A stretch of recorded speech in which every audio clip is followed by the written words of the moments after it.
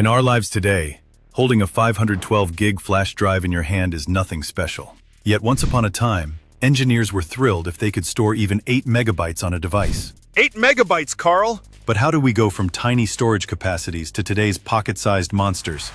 Stuxnet, a covert operation that nearly blew up the planet, all because of one tiny flash drive. To understand how, we need to go back to the late 1990s. At that time, the world was living through a period of rapid technological growth. The internet was only just making its way into ordinary homes. Modems screeched and beeped as they connected through telephone lines, and a speed of 56 kbps was considered lightning fast. Computers ran on Windows 98 or Windows ME, and CDs were slowly replacing floppy disks. But both had plenty of problems. CDs scratched easily, floppies were slow and often failed at the worst possible moment.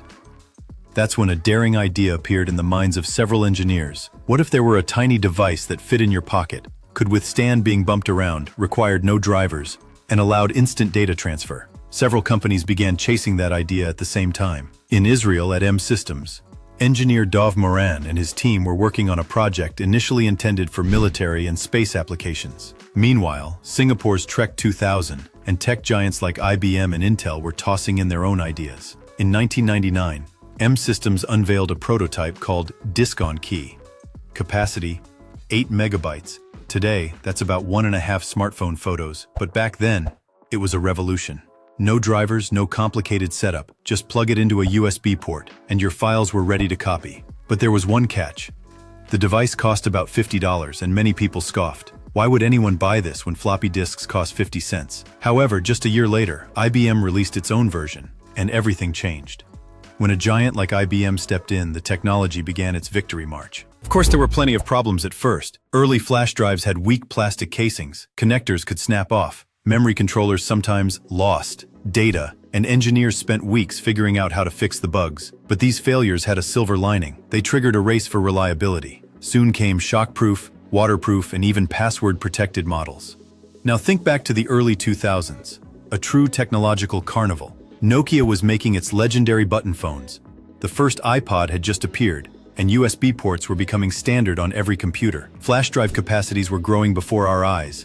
8 MB, 32 MB, 128 MB, 1 GB. By 2005, you could buy a 4 or 8 GB flash drive that could completely replace CDs. But back then, they cost as much as half of a used computer. Here's a curious fact. Flash memory was never originally intended for students and their term papers. It was designed for military systems, satellites, and industrial computers. But the market showed that. The market showed that people wanted convenience, and that meant the device would find demand. And it was during this period that flash drives began to be used for purposes far beyond their original intent. One of the first high-profile cases happened in 2002 in London. Police were investigating a financial fraud case, and during a search, found a tiny 16 MB flash drive hidden in a lipstick case. On it were encrypted documents containing data about offshore bank accounts. Investigators at the time faced, for the first time, the challenge of extracting information from this new medium. Police didn't even have the right equipment to read it, and had to turn to a private IT company for decryption. There were also reverse scenarios. In 2003, US intelligence used a flash drive disguised as a keychain to deliver instructions to an agent in a Middle Eastern country, since regular CDs and paper documents were easily detected during inspections. And now, one of the promised secrets. Who was really first? M Systems patented the concept, Trek 2000 was the first to bring it to wide market, and IBM made the technology mass market. Each still claims to be the father of the flash drive. But the truth is, it was a collective leap. Without the simultaneous work of dozens of engineers and bold ideas, we might still be using floppy disks today. And here's the second secret: the summer of 2010.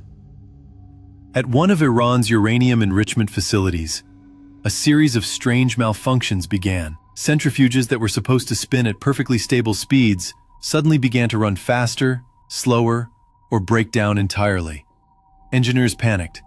Everything looked fine on their screens. Sensors showed normal readings. But physical reality said otherwise. The investigation soon led to an incredible discovery. A highly sophisticated virus, later named Stuxnet, had infiltrated the system.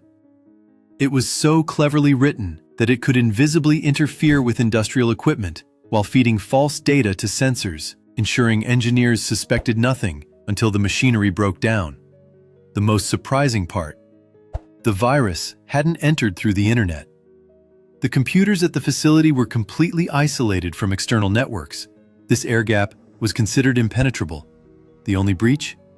A USB flash drive. Someone had brought it into the facility, perhaps without even knowing it was infected.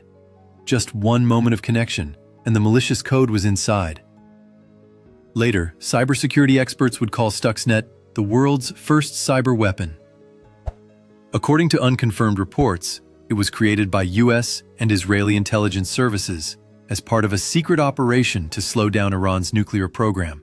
Thus, the flash drive, originally invented for the convenience of students and engineers, became the key to one of the most high-profile cyber espionage operations of the 21st century.